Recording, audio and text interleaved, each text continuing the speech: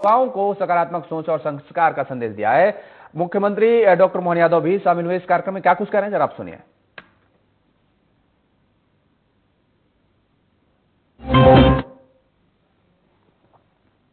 सारे ऋषि मुनि अपने दैनंदिन के कार्यकलाप नहीं कर पाते। ऐसे में वो युवा अवस्था में थे भगवान राम एक तरह से, और ऐसे में राम लक्ष्मण के माध्यम से न केवल वहां सभी निशाचर मारे गए, बल्कि भगवान राम का दुनिया ने एक अलग रूप देखा जो आगे जाकर के माता जानकी को अपनाने का हुआ है। भगवान कृष्ण का भी ऐसा ही है। भगवान कृष्ण ने कंस को घर में से मार करके अपने उस दौर के कंस के राज का अंत किया।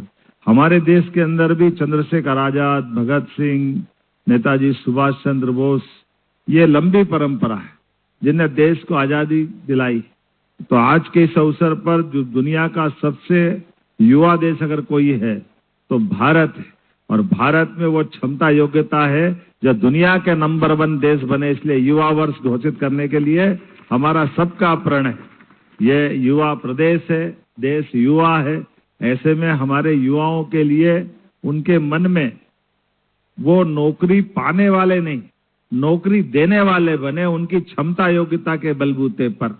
हमारे लिए आज युवाओं का अगर मैं मन में बात रखूंगा तो आपके सामने भी बात ध्यान में आएगी। अब्दुल कलाम जी के शब्दों में जो सपने दिन में देखता और पूरे करने का दम रखता है, वो अपने जीवन का लक्ष्य तय करता और वो युवा होता है। मैं अपनी ओर से बधाई देना चाहूंगा।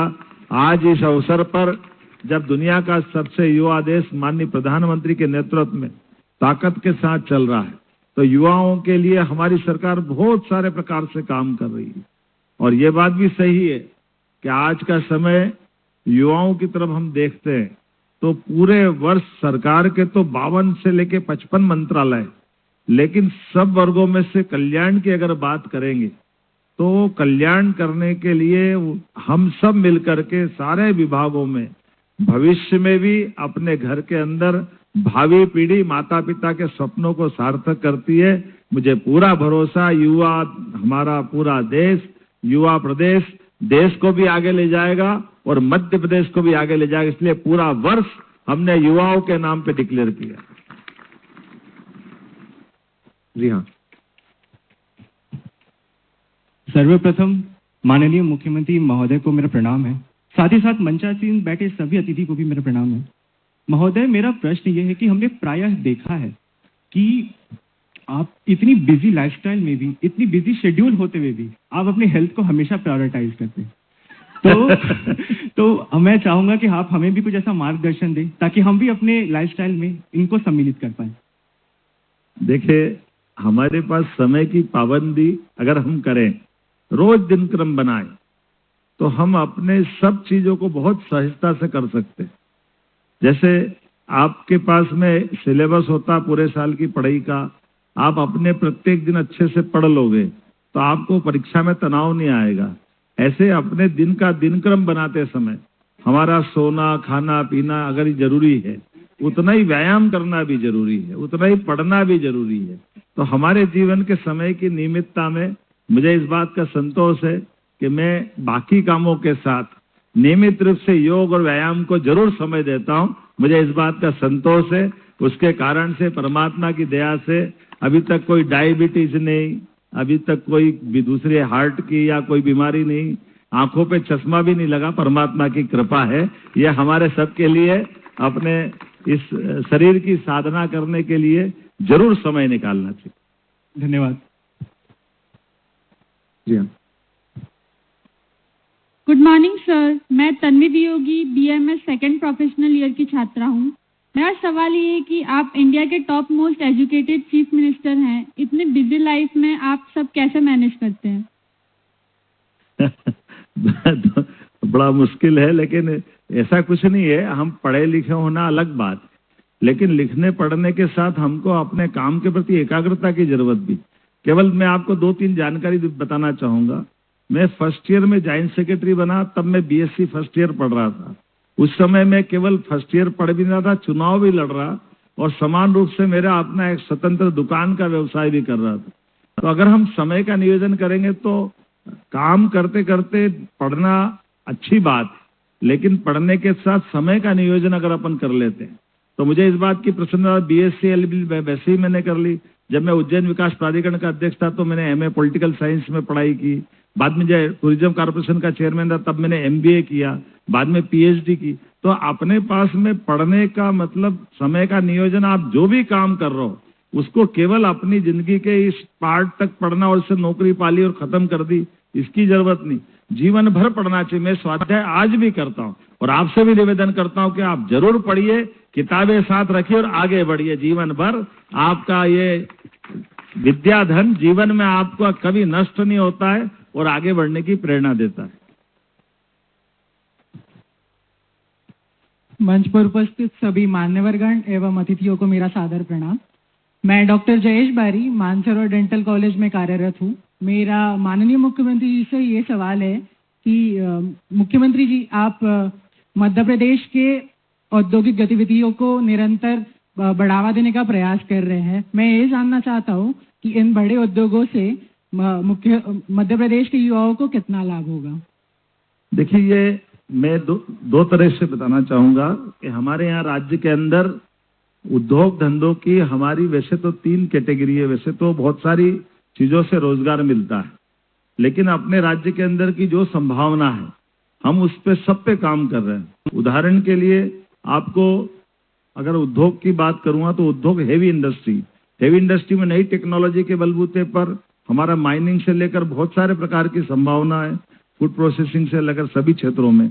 लेकिन ये एमएसएमई अर्थात लघु मध्यम इकाई अगर आप लगाने जाते हो या कुटीर उद्योग लघु उद्योग तरफ चलोगे तो हमने रोजगार परक उद्योग के लिए, अगर जैसे आप अंदाज लगा लो कि आप रेडीमेड गारमेंट्स की इंडस्ट्री में आप लगाना चाहते हो तो हमारा प्रयास है बिजली, पानी, भूमि, रजिस्ट्रेशन का शुल्क, लगाने वाली लागत के ब्याज की छूट वो तो हम देंगे ही, वो सब इंडस्ट्री में देते हैं। लेकिन लेबर आधारित अगर रोजगार देने वाली इंडस्ट्री अगर आप लगाते हो तो प्रति लेबर 5,000 रुपये महीना 10 साल तक भी हम देने को तैयार है, ताकि रोजगार परक कामों को बढ़ावा देना ये हमारा सबका काम। उद्योगपति का उद्योग चले वो अलग बात है, लेकिन वहां वो रोजगार देकर बाकी लोगों की जिंदगी अच्छी कर दे, इस पे हम काम कर रहे हैं। और उसमें भी खासकर बहनों को काम मिले। आपको ध्यान होगा लाडली बहनों को हम 1,500 देते हैं, लेकिन लाडली बहना अगर इंडस्ट्री में रेडीमेड गारमेंट्स में या इस प्रकार से काम करती तो उनको 5,000 रुपये महीना हम इंडस्ट्री में देने को तैयार है, क्योंकि बाकी डिफरेंस अमाउंट उद्योगपति दे देगा। तो एक लाडली बहना को 10,000, 12,000, 14,000, 15,000 तक कमाने का उनको मौका मिल जाता है। बल्कि अभी तो हमने और संशोधन कर दिया। आपकी जानकारी के लिए लेबर एक्ट में संशोधन करा माननीय मोदी जी के लिए, जोरदार ताली बजाएं श्रीमान नरेंद्र मोदी जी के लिए, जिन्होंने इतने सारे प्रकार से बदलाव कराए। उस बदलाव को हमारी सरकार ने अंगीकार कर लिया। लेबर एक्ट ये कहता है कि एक व्यक्ति 8 घंटे काम करेगा, कोई बात नहीं, तो 8 या 24 3 पाली करेंगे तो 24 घंटे काम कर सकते कोई इंडस्ट्री। लेकिन अगर किसी ने कहा मैं 8 की जगह 12 घंटे काम करता हूँ, 10 घंटे काम करता हूँ, तो अगर वो 12 घंटे काम करके 4 दिन में 848 अगर वो पूरा कर लेता है तो 3 दिन उसको घर के लिए मिल जाते पूरे। कोई गांव वाला हो तो गांव चले जाएगा, कुछ काम करके आ जाएगा। तो हमारी सरकार ने ये भी कंसीडर कर लिया है कि अगर वो एक्स्ट्रा टाइम भी काम कर रहा है इंडस्ट्री में तो लेबर एक्ट से उसको ये भी मदद मिल जाए कि वो अपने दोनों तरह के काम कर पाए।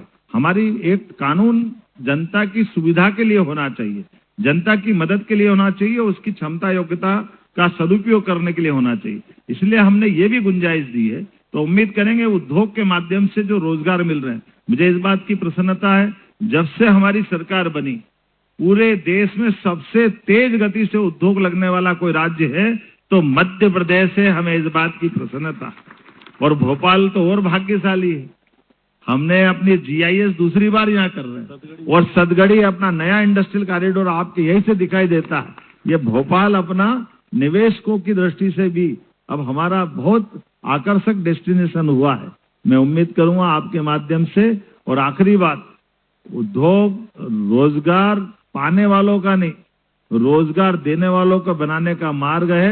और हमने प्रण लिया कि हमारे राज्य के युवाओं को उद्योगपति बनाने की दिशा में हम आगे बढ़ेंगे ताकि वो कई लोगों को रोजगार दे सके।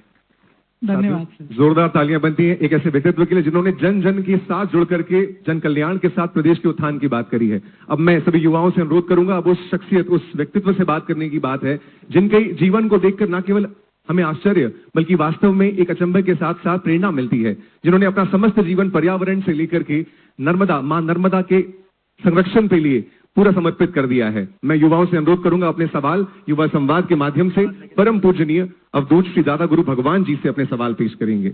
आइए गुरु जी, आपकी आज्ञा हो तो मैं युवाओं के साथ, आइए।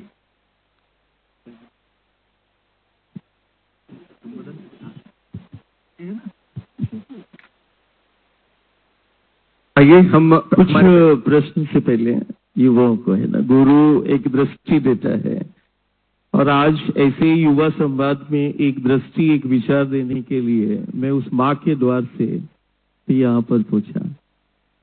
हर युग सदी में तो आप सुन रहे थे मुख्यमंत्री डॉक्टर मोहन यादव।